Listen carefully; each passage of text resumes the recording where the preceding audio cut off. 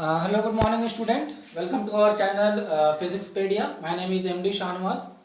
Actually अभी good morning नहीं, good afternoon हो रहे हैं, 2:30 हो रहे हैं. खैर क्या पता चलता है किसी को कि गुड मॉर्निंग है या गुड आफ्टरनून है.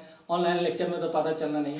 ठीक है, जैसा मुझसे बोला गया था रेडियो एक्टिव डीके पे वीडियो बनाने के लिए, लेकिन बात ये है कि रेडियो एक्टिव डीके से पहले मैं अगर डायरेक्टली रेडियो एक्टिव डीके पढ़ाऊँ तो आपको समझ में नहीं आएगा. तो उसके लिए हमें रेडियो एक्टिविटी पढ़ना होगा. इसीलिए मैंने सबसे पहले जो क्या बोलते हैं उसको हेडिंग डाला है वो रेडियो एक्टिविटी का दिया है. ठीक है, अब देखिए मैंने क्या किया है कि रेडियो एक्टिविटी को 3 टर्म्स में डिवाइड किया है. फर्स्ट जो है वो उसको आप बोल सकते हैं इंट्रोडक्शन लेक्चर. इंट्रोडक्शन, इसमें कॉज ऑफ रेडियो एक्टिविटी पढ़ेंगे. Cause of radioactivity.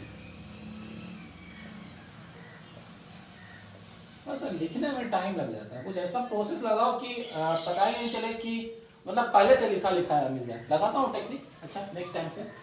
ठीक है, cause of radioactivity. Why some element,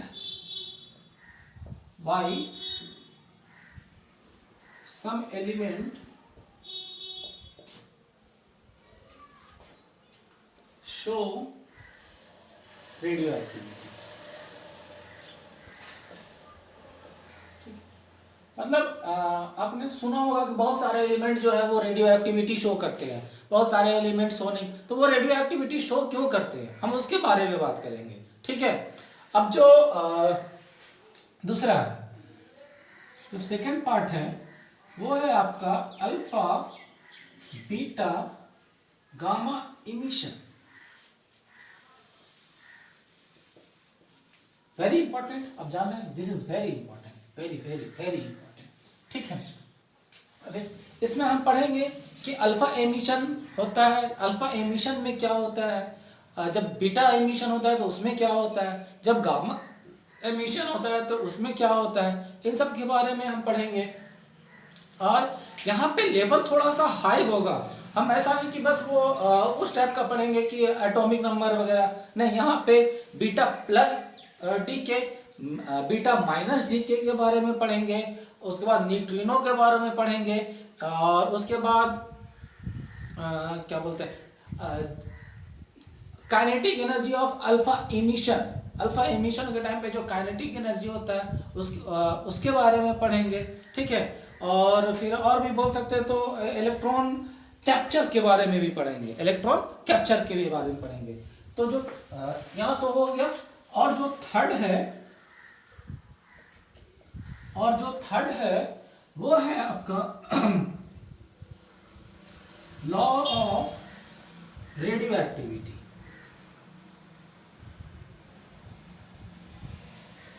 law of radioactivity. ये डिसइंटीग्रेशन लॉ है. इसी के थ्रू जो न्यूमेरिकल वगैरह है वो हम इसमें सॉल्व करेंगे. Law of radioactivity. ठीक है, रेडियो एक्टिविटी इमिशन बोल दे या फिर डीके बोल दे. ठीक है, तो हम उसके बारे में पढ़ेंगे. अब बात ये है, यहां तक तो हो गया. ठीक है, जैसा कि हमने बतलाया कि सभी एलिमेंट रेडियो एक्टिविटी नहीं होते, यही बोल सकते हैं. ठीक है, कुछ ही एलिमेंट रेडियो एक्टिव होते हैं. तो देखो क्या है कि दुनिया में बहुत सारे एलिमेंट ऐसे हैं जो स्टेबल है, उन्हें छोड़ो. और जो अनस्टेबल है वो है मेरा रेडियो एक्टिविटी शो करते हैं. अल्फा बीटा गामा डीके या इमिशन शो करते हैं. ठीक है, अब देखिए ये इनका काम क्या क्या होता है. जैसे एमंग्स, मैं पहले ही लिख दिया हूं, amongst 1500 non nuclear less than 260 are stable मानव प्रजाति. ठीक है, अभी तक जो हमें पता चला है वो 1500 मानव प्रजाति जिसको बोलते हैं 1500 न्यूक्लियस के बारे में पता चला है। ठीक है, उसमें जो 260 है वो तो स्टेबल है, ठीक है।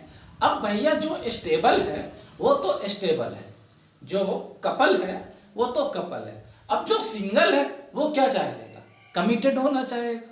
जो सिंगल है वो क्या चाहेगा, कमिटेड होना चाहेगा। तो उस कमिटेड के चक्कर में the unstable nuclei gains stability by emitting alpha और beta and gamma electromagnetic wave. क्या करता है वो, जो अनस्टेबल न्यूक्लियाई है या न्यूक्लियस है वो देखिए मैं यहाँ पे क्या लिखा हूं, स्टेबिलिटी गेन करने के लिए अल्फा और बीटा एंड गामा मतलब क्या है, चाहे तो अल्फा का इमिशन होगा, गेन होगा, सॉरी, चाहे तो अल्फा का गेन होगा या फिर बीटा का गेन होगा, ठीक है। और साथ में गामा तो भैया वही हाल है कि खाना खाने के बाद मुझे स्वीट चाहिए। अल्फा और बीटा के साथ, चाहे अल्फा या फिर बीटा, और उसके साथ किसका गेन होगा, गामा का गेन होगा, ठीक है। यहां तक क्लियर है? यस सर, बहुत क्लियर है। बहुत मजा आने वाला है यार, अभी आप पढ़ाई करके देखो ना, अभी बहुत मजा आएगा। अभी आपके माइंड पे क्वेश्चन आ रहा होगा, सर ये स्टेबल क्या है, अनस्टेबल क्या है, मैं सब आपको अभी बताऊंगा, पूरी की पूरी कहानी आपको बताऊंगा, बहुत मजा आएगा। स्टेबिलिटी अनस्टेबिलिटी जब पढ़ाऊंगा तो उस टाइम मैं स्टेबिलिटी बेल्ट पढ़ाऊंगा तो आपको सब क्लियर हो जाएगा। और ये जो गेन करता है, कहाँ गया, अनस्टेबल न्यूक्लियाई जो गेन करता है किसका, अल्फा बीटा और गामा का, अल्फा बीटा और गामा का, that is known as electromagnetivity, that is known as electromagnetivity. समझ में आ गई बात? इसलिए मैंने इलेक्ट्रोमैग्नेटिविटी का सेपरेट डेफिनेशन लिख दिया है। Some substance which emit certain types of rays, some substance which emit certain types of rays which affect photographic plate, देखिए कहीं पे होगा, which affect photographic plate, these substances are called electromagnetic substance and this radioactive substance, sorry electromagnetic पहुंच जाता हूं मैं, radioactive substance and this phenomenon is called radioactivity। तो आपको ये radioactivity का, इससे मैंने यहाँ पे electromagnetivity लिख दिया है, सॉरी radioactivity, बता रहे भूल जाता हूँ मैं, भी उम्र हो चुकी है ना एक्चुअली। रेडियो और पूरी यहाँ पे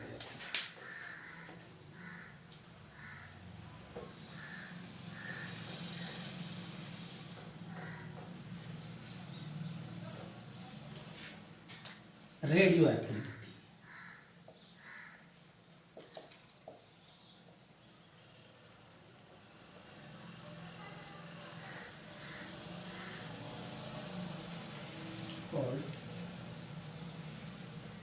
रेडियो एक्टिविटी, ठीक है।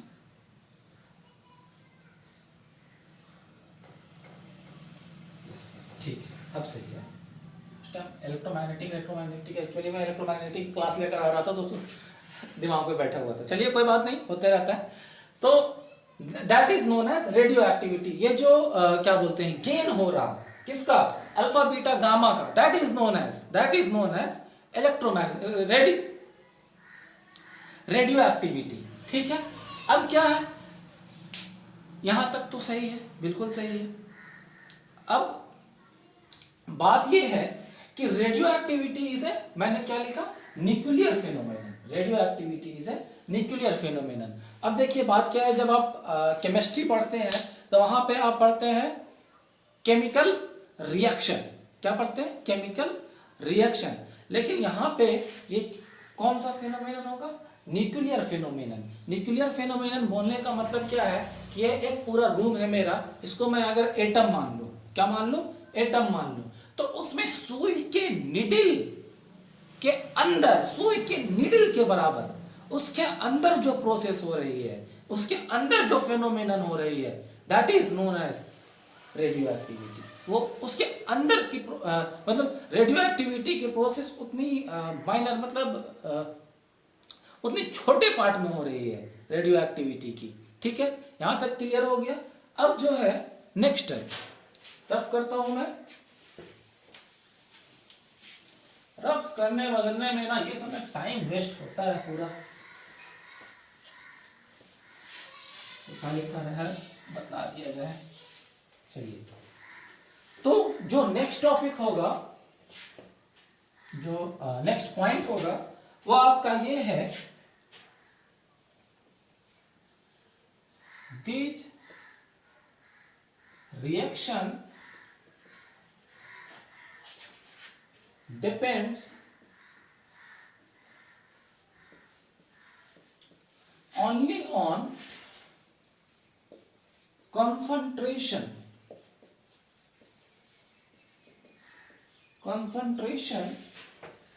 of न्यूक्लिया। ठीक है, इसका मतलब क्या होगा कि जैसे अगर आपको मैं केमिकल रिएक्शन करवाने के लिए दिया तो आपको मैं बोलूंगा कि आप जो है सही इस रिएक्शन को और फास्ट करो, रेट ऑफ रिएक्शन को बढ़ाओ। ठीक है, तो उस सिचुएशन पे आप क्या करोगे, टेम्परेचर को बढ़ा दोगे। ठीक है, प्रेशर को बढ़ा दोगे, तो उस सिचुएशन पे क्या हो जाएगा, रेट ऑफ रिएक्शन इंक्रीज या फिर मे भी डिक्रीज भी कर जाएगा। वो डिपेंड करता है एंडोथर्मिक एक्सोथर्मिक पे। ठीक है, केमिस्ट्री थोड़ी बहुत आ गई है, तो वो डिपेंड करेगा एंडोथर्मिक और एक्सोथर्मिक। लेकिन अगर मैं आपको दे दूं 4-5 न्यूक्लियस दे दूं और आपको मैं बोलूं कि आप जो है सो इसका रेडियो एक्टिविटी करवाओ। ठीक है, आप क्या किए कि उस पर टेम्परेचर बढ़ा रहे हैं, प्रेशर बढ़ा रहे हैं, लेकिन इस पे किसी तरह का कोई असर नहीं करेगा। ठीक है, तो मैं उसी की बात कर रहा हूं।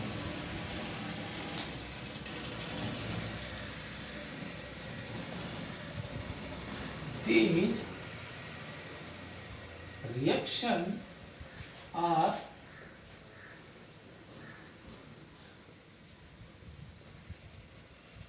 unaffected by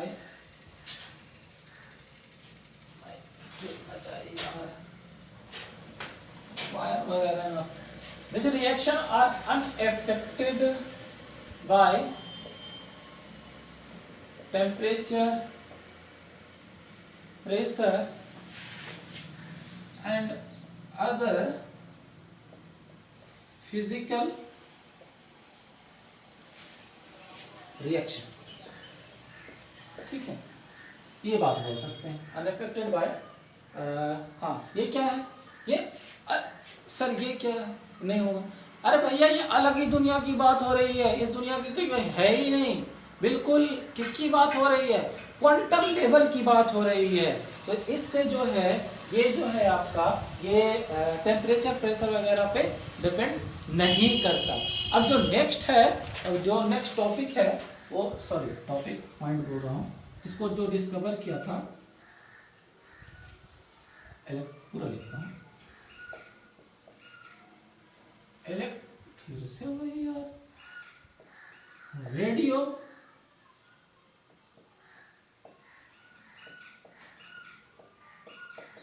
activity was firstly discovered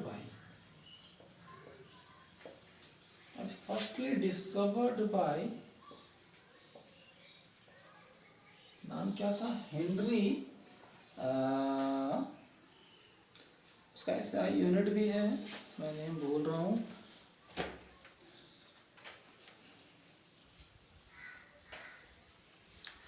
Henry बेक्वेल शायद नाम था उसका। हाँ यही नाम था, कुछ वैसा ही कुछ था।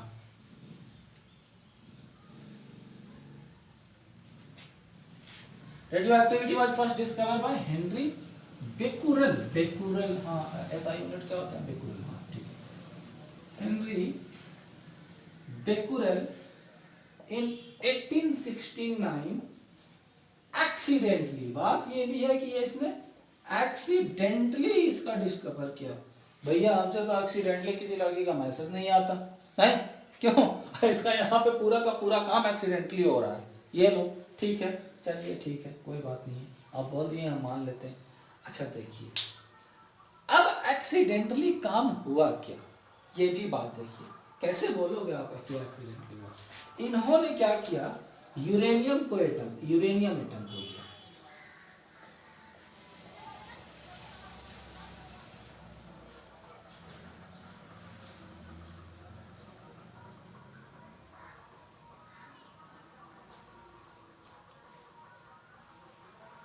यूरेनियम एटम, इसको पूरा ब्लैक पेपर से कवर कर दिया। क्या कर दिया, ये ब्लैक पेपर, चलिए और मैं इसको थिक कर देता हूँ।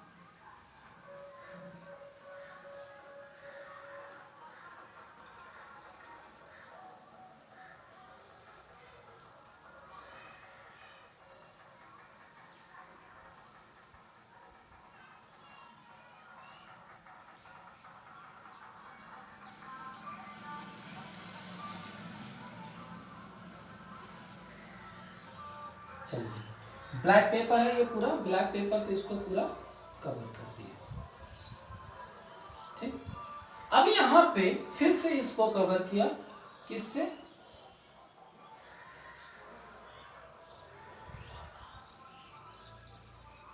सिल्वर फॉइल से, सिल्वर फॉइल से, और यहां पे लगा दिया फोटोग्राफिक प्लेट। ये क्या है आपका, फोटोग्राफिक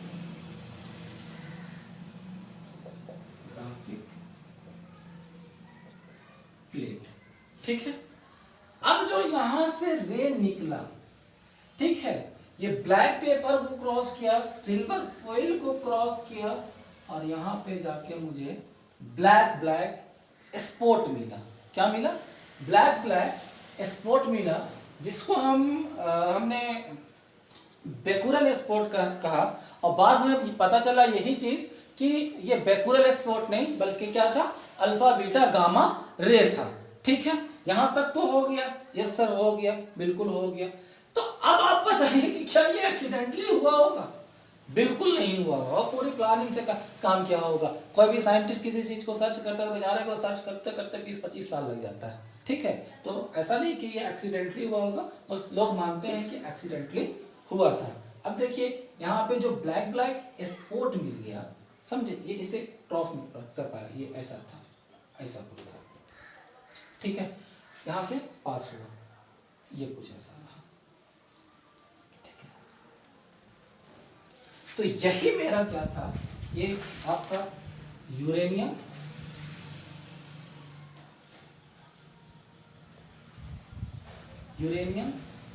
ये जो है लिख देता हूं ब्लैक पेपर,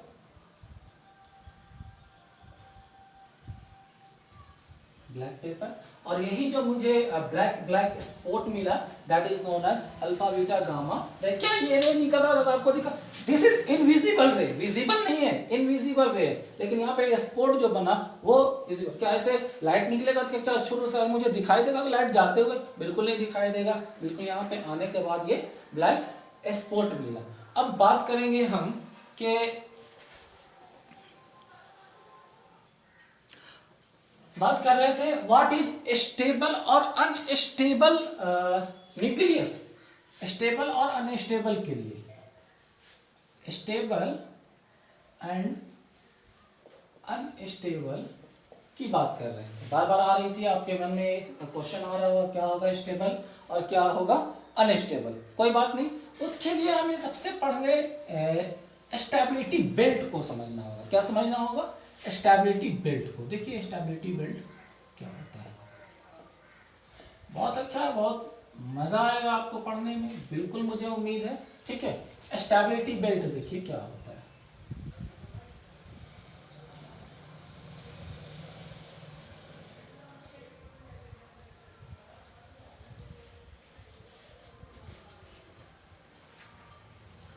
इधर रहेगा आपका number of neutrons,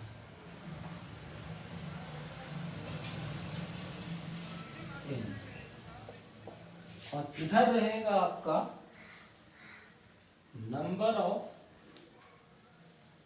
protons, Z. ये कुछ ऐसा रहेगा। अब नंबरिंग करना है, एक मिनट।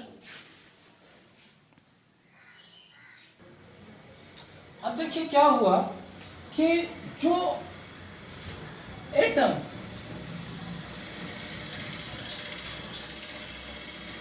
इधर लिख रहा हूं, atoms with Z less than 20, ठीक है, उनमें number of proton upon neutron upon proton का ऑलमोस्ट 1 होगा, मतलब n almost equal to Z होगा। ये फुल स्टेबल होंगे। ये क्या होगा? फुल स्टेबल होंगे। देखिए स्टेबल का मतलब क्या हुआ, अगर मैं ये लाइन बिल्कुल स्ट्रेट लूं,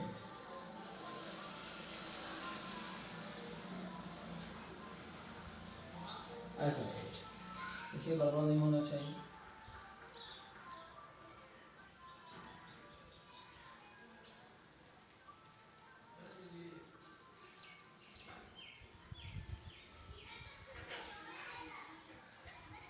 ठीक है, कुछ ऐसा है, ठीक है। तो जो एटम्स, जो भी एटम्स है या जो भी न्यूक्लियस जो भी बोलते हैं, ठीक है, इस पे लाई करेगा, इस लाइन पे लाई करेगा। सॉरी ब्लैक से ही बनाता हूं, ज्यादा अच्छा नहीं। इस लाइन पे लाई करेगा,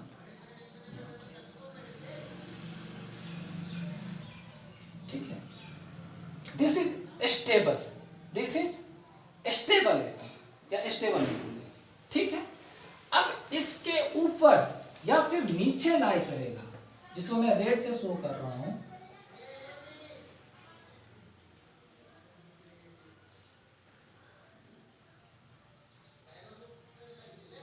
दिस इज अनस्टेबल, ठीक है। यहां तक तो हो गया, ठीक है। अब क्या हुआ, जैसे इसमें मैं आपको एग्जांपल भी देता हूं, एग्जांपल आप देख लो। अगर मैं एग्जांपल की मैं बात करूं, सबसे पहले हीलियम कैसे लिखते हैं, हीलियम 2 4, ठीक है। जो नीचे होता है वो क्या होता है, न्यूट्रॉन प्रोटॉन, न्यूट्रॉन होता है, इसमें 2 न्यूट्रॉन, और जो एडिंग होता है, जो ऐड हो जाता है, वो क्या होता है, प्रोटॉन होता है। ये क्या हो जाएगा, 2 न्यूट्रॉन प्लस 2 प्रोटॉन, ठीक है। अब आप करके देख लो, n/z 2/2 कितना है, 1 आएगा, ठीक है। ये हीलियम हो गया। कार्बन की मैं बात करूं, 6 12, इसमें 6 कार्बन, 6 न्यूट्रॉन और 6 न्यूट्रॉन प्लस 6 प्रोटॉन, ये भी रेशियो 1 आ जाएगा। अब आप बात कर लो नाइट्रोजन की, 7 14, ठीक है। 7 neutron and 7 neutron plus 7 proton. ठीक इसी तरह अब आप बात कर लो, किसकी मैं बात करता हूँ, अच्छा चलो सोडियम की बात करते हैं, सोडियम की Na1123। अब यहाँ पे देखिए इसकी भी रेशियो ऑलमोस्ट इक्वल टू 1 होगा, तो ये भी क्या आएगा, ये भी स्टेबल इक्विलिब्रियम में आएगा। बात यहाँ पे ये होगी कि 11 न्यूट्रॉन तो हो गया, यहाँ पे 11 न्यूट्रॉन प्लस 12 प्रोटॉन, मतलब 12/11 ऑलमोस्ट इक्वल टू 1 ही आएगा। मैंने देखो यहाँ पे ऑलमोस्ट इक्वल टू 1 ही लिखा है, ठीक है। इसी तरह लास्ट में आप कर दो कैल्शियम 20, ये क्या होता है 40, तो यहाँ पे आ गया 20 न्यूट्रॉन प्लस 20 प्रोटॉन। ये इसके एग्जाम्पल हुए यहाँ तक के, 20 तक के लिए, 20 तक के लिए, कहाँ तक के लिए, 20 तक के लिए, यहाँ तक तो क्लियर हो गया। अब अगर Z greater than equal to 20 रहा, ठीक है, अगर Z greater than equal to 20 रहा, जो मेरा प्रोटॉन है वो ग्रेटर देन इक्वल टू 20 रहा, तब क्या होगा, ये देखिए इस सिचुएशन में क्या होगा। अगर मैं atoms with Z greater than equal to 20, तो इसमें जो है n/p का जो रेशियो है वो 1 से तो ग्रेटर होगा, लेकिन 1.6 से स्मॉलर होगा, 1.6 से क्या होगा, स्मॉलर होगा। यही तो बात है। देखिए अब यहाँ से कहानी पलटेगी, बहुत डेंजर कहानी पलटने वाली है। अब जैसे इसमें एग्जांपल है, बताइए आप ही लोग बताइए, रिप्लाई यानी नहीं, ठीक है चलिए मैं बात करता हूँ एफई का। कितना होता है 26, एफई का कितना होता है 26 56, ये कुछ होता है ना, हाँ 26 56। इसमें न्यूट्रॉन तो है 26, ठीक है, लेकिन न्यूट्रॉन इज इक्वल टू 26 और प्रोटॉन कितना होगा 30, ऑलमोस्ट नॉट इक्वल टू 1, लेकिन लाइज बिटवीन समथिंग, ठीक है। अब आप इसको देखो एजी को, सिल्वर की मैं बात करता हूँ, कितना होता है इसका, ये क्या होता है, ये एटॉमिक नंबर, ये क्या होता है एटॉमिक नंबर, और ये मास नंबर, यही तो होता है ना। तो सिल्वर की अगर मैं बात करूं तो ये आपका होता है 47 and 108। इसमें अगर न्यूट्रॉन आ गया तो 47, और अगर न्यूट्रॉन तो 47 है, चलिए डायरेक्ट मैं प्रोटॉन लिखता हूँ, कितना आ जाएगा 8 7 1 बच गया, यहाँ पे 10 में से आ गया ये 61। देखिए 46 upon 47 upon 60, neutron upon proton, proton upon neutron, ठीक है।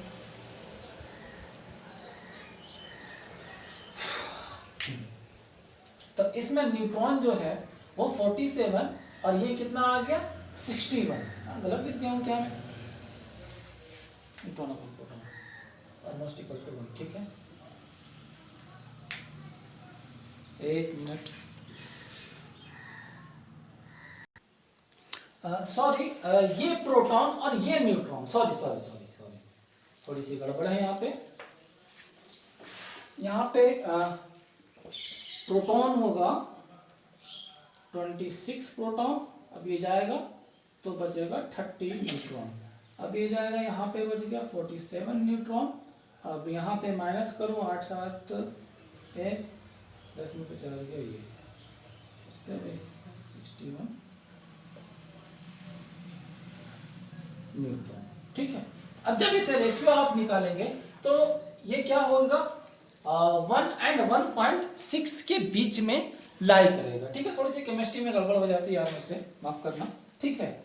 अब जब ये इस सिचुएशन पे आ गया, अब जब ये इस सिचुएशन पे आ गया तो मेरा जो स्टेबिलिटी बेल्ट था वो यहाँ से थोड़ा मुड़ना स्टार्ट कर जाएगा, थोड़ा सा मुड़ेगा, ठीक है। अब ऐसा कुछ चलने लगेगा जिग जैग पाथ। ये देखिए क्या हुआ है, कहाँ पे एक्सपेरिमेंटल है ये, ऐसा नहीं कि मैं खुद से बना रहा हूँ। और ये जो बिस्मुथ है, बिस्मुथ यहाँ पे आके रुक जाएगा, एक मिनट,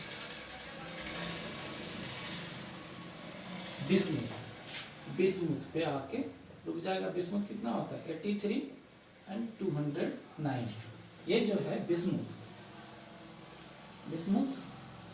83 209, प्रोटॉन जो है सो 83 हो गया, और न्यूट्रॉन कितना होगा, माइनस कीजिए जल्दी से, 9 में से 3 या 6 और 30 में से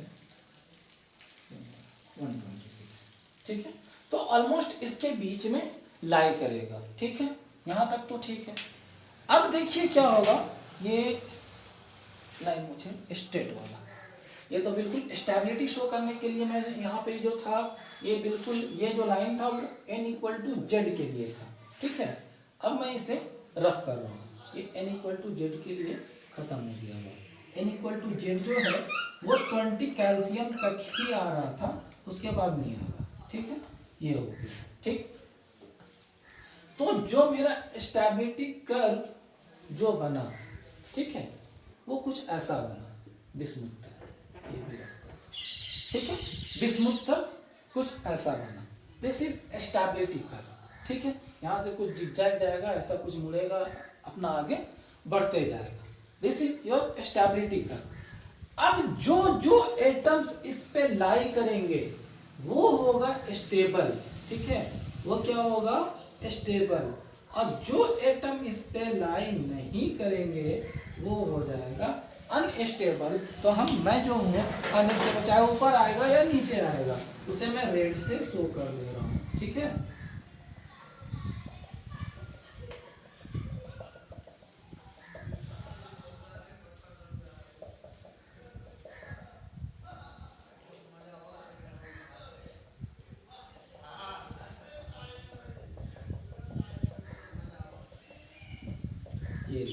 ये जो है ये अनस्टेबल एटम है। क्या है, ये अनस्टेबल एटम है। ये देखिए जो रेड से है, रेड पे जहां पे भी है, ये जो है ये अनस्टेबल है। और ये जो ब्लैक से है, जो ब्लैक पे है, वो स्टेबल है। क्या है, स्टेबल है। ये एक्सपेरिमेंटली निकाला गया था, तो कुछ ऐसा ग्राफ आया था। ठीक है, अब बात करते हैं कि ये स्टेबल क्यों है, व्हाई दिस इज स्टेबल। अभी भी क्लियर नहीं है, चलिए ठीक है, यहाँ तक तो ग्राफ ही कल ही बताया कि स्टेबल है, तो व्हाई दिस इज स्टेबल। अब इसकी कहानी कुछ इस टाइप की है, वो भी आप देख लीजिए, मजा आएगा, जरूर मजा आएगा, बिल्कुल मजा आएगा, बहुत मजा आएगा। अब अगर सपोज ब्लैक अगर सपोज ये मैं कोई न्यूक्लियस लिया, इसमें 2 न्यूट्रॉन एंड 2 प्रोटॉन है, चलिए क्या न्यूक्लियस है।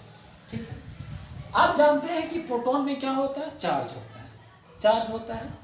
तो ये प्रोटॉन रिपल्सन होगा, इलेक्ट्रोस्टैटिक फोर्स लगाएगा। क्या करेगा, इलेक्ट्रोस्टैटिक फोर्स लगाएगा, बिल्कुल लगाएगा। अब जब ये रिपेल कर रहा, तो न्यूक्लियस क्या चाहेगा, फैलना, इतना फैलेगा कि धीरे धीरे वो फट जाएगा, यही होगा ना। लेकिन ऐसा होता है नहीं, न्यूक्लियस स्टेबल भी होता है। तो यहाँ पे क्या होता है, एक फोर्स लगती है, जैसे जो इलेक्ट्रोस्टैटिक फोर्स लगा, फिर यहाँ पे न्यूक्लियस में न्यूक्लियर फोर्स एक्ट होता है, न्यूक्लियर फोर्स एक्ट होता है। और ये न्यूक्लियर फोर्स चार्ज इंडिपेंडेंट है। कैसा है, चार्ज इंडिपेंडेंट है। और चार्ज इंडिपेंडेंट के साथ साथ very strong, 100 times stronger than electrostatic force, 100 times stronger than electrostatic force, very strong force. क्या है, वेरी स्ट्रॉन्ग फोर्स है। ठीक है, अब क्या है, चार्ज इंडिपेंडेंट है, तो ये न्यूट्रॉन पे भी एक्ट होगा, अट्रैक्ट करेगा, न्यूट्रॉन प्रोटॉन को भी अट्रैक्ट करेगा। ठीक है, प्रोटॉन को भी अट्रैक्ट करेगा, और जो न्यूक्लियस है वो स्टेबल रहेगा, फटेगा नहीं। अच्छा, बहुत ज्यादा अगर न्यूट्रॉन भी हो जाए, बहुत ज्यादा अगर न्यूट्रॉन हो जाए, मैं बहुत सारा न्यूट्रॉन लगा दिया, ठीक है, जैसे अट्रैक्टिव फोर्स ज्यादा हो जाए, मेरा कहने का मतलब यही था। अगर अट्रैक्टिव फोर्स बहुत ज्यादा हो जाएगा तो क्या होगा, उस टाइम भी न्यूक्लियस स्टेबल नहीं होगा, मतलब सिकुड़ने लगेगा, यही होगा ना, स्लिप करने लगेगा, सिकुड़ने लगेगा। तो दोनों ही डेंजरस है, ना तो ज्यादा मेरे पास इलेक्ट्रोस्टैटिक फोर्स होना चाहिए और ना तो मेरे पास ज्यादा न्यूक्लियर फोर्स होना चाहिए। इलेक्ट्रोस्टैटिक फोर्स ज्यादा होगा तो फैल जाएगा और न्यूक्लियर फोर्स होगा ज्यादा तो सिकुड़ने लगेगा।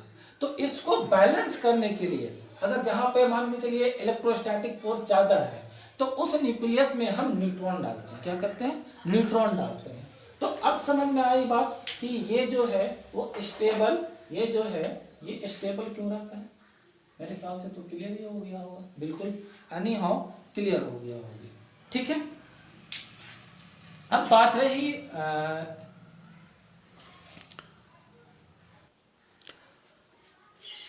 अब अगर रेडियो एक्टिव डीके पढ़ाएं, alpha decay, beta decay, gamma decay, तो अब आपको यहाँ से स्टेबिलिटी वगैरह समझना थोड़ा सा बहुत ज़रूरी था। तो आप यहाँ से रेडियो एक्टिविटी, स्टेबिलिटी क्या है वो समझना ज़रूरत। अब आप यहाँ से बिल्कुल इजीली समझ जाएंगे। अब अगर ज़रूरत पड़ी तो मैं आपको alpha decay, beta decay, gamma decay के बारे में पढ़ा दूंगा। Thank you very much.